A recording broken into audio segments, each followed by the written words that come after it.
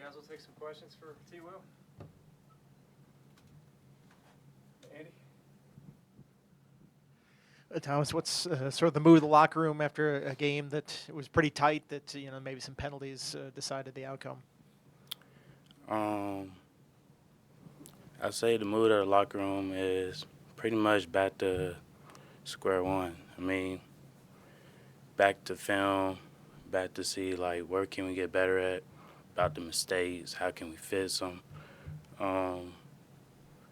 And started today, bring the energy at practice. I mean, first week of practice after film, I mean, you got to set the tone for the next week of the game. So that's pretty much where the locker room. David? Coach said it was a lot of effort plays that led to some of the penalties. It was just a lot of effort. And how do you find the balance between effort and making sure you don't push the line to get penalized, that especially on third down when you have a chance to force a punt and get the ball back to the offense? I mean, a lot of the effort comes from the way, like, the coaches set the tone. I mean, guys trying to make plays, trying to change the momentum of the game, and it's just a little too much happening, Sometimes guys just got to understand it's a time and place, and that comes with watching film and understanding. As a player, is there a way, as you're processing something that's going live speed in a game, of recognizing situational and saying, okay, I need to let up here before I hit someone, or things like that, that you can process at the blink of an eye to make sure you're not getting into that gray area of where, it could be one way or another in terms of whether a penalty is called?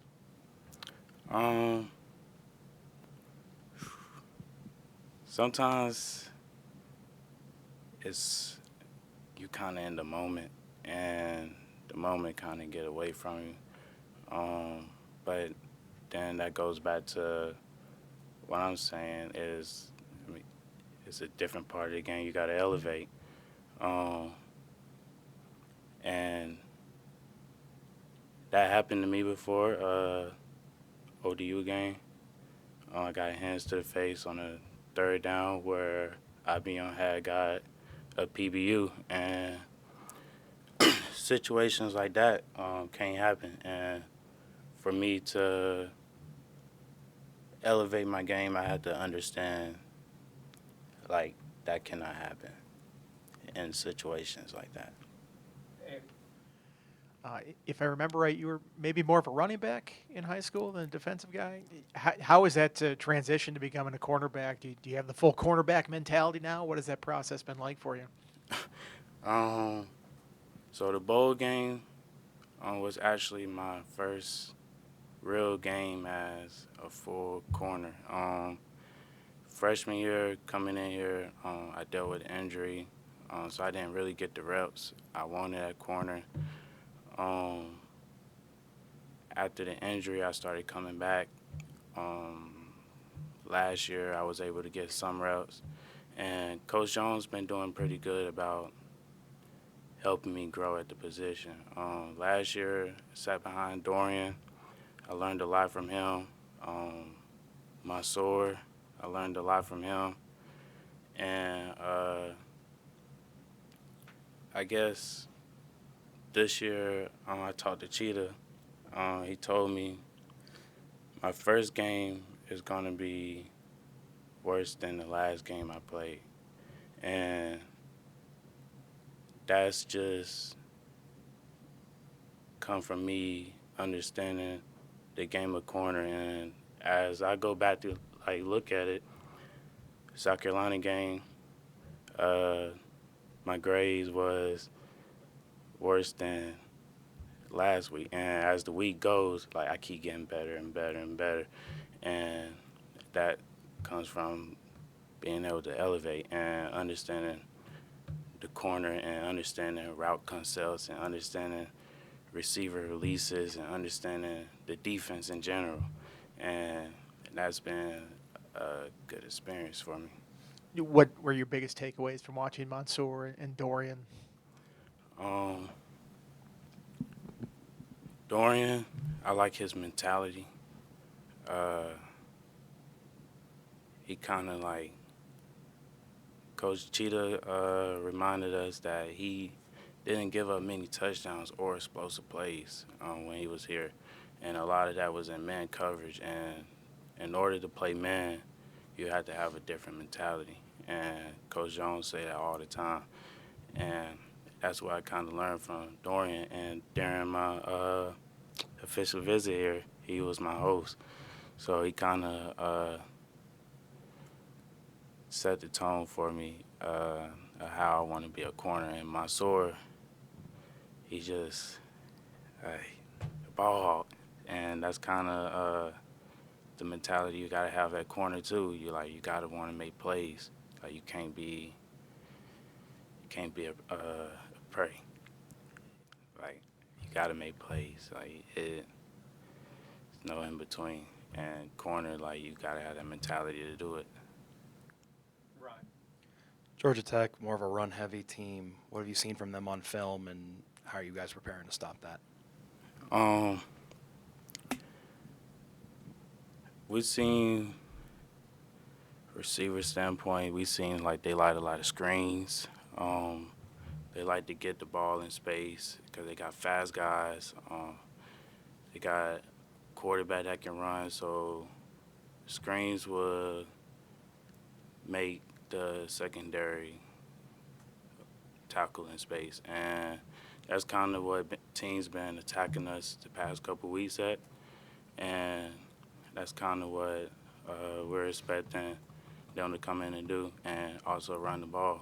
Like how you said, they a good run-heavy team. They got a good running back. Quarterback's good, like I said. But we'll see. Dan. Over the last 3 weeks, your rush defense is improved by leaps and bounds. How crucial will run defense be against not only Haynes Kings, but Jamal Haynes and the rest of that group? Like I said earlier, we just come in and attack the week the same we did every week. And every week the run been on our mind for every team. North Carolina, we had to stop the run. That was our biggest thing. They had a good explosive running back. That's what we wanted to do. Wake Forest had a great running back, and we wanted to stop the run. And they had a quarterback that could run too. And that's kind of been our memo is we got to be aggressive. Like, it's no in between. Like, we got to be aggressive to the run, and we got to stop the run, and we got to stop the explosive plays in the secondary. You mentioned about playing cornerback, and kind of the trait you learned from Mansour is not afraid to make a play. When you were a running back, I believe you probably had the same mentality as whenever they put the ball in your belly, you want to make a play. Is it different between the two positions of having that mentality of transitioning from being a running back where I get a chance to make a play, and you go now to cornerback and you tell yourself, same mentality, just go make a play? I'd say for me at running back, I just knew when I was getting the ball, and I knew I was going to make a play with it. At corner, you kind of don't know when the ball is going to come your way. Usually the ball will come your way when you're not doing your job. And most of the time, if you're doing your job, the ball hardly comes your way. And when it do, it be missed, like, opportunities. Like, the quarterback might have missed something, and it just happened to come your way. But that's why I would say corner, you kind of got to be on your toes all the time to be able to make a play. That's good. Thanks, Tom. Thank you. Thank you.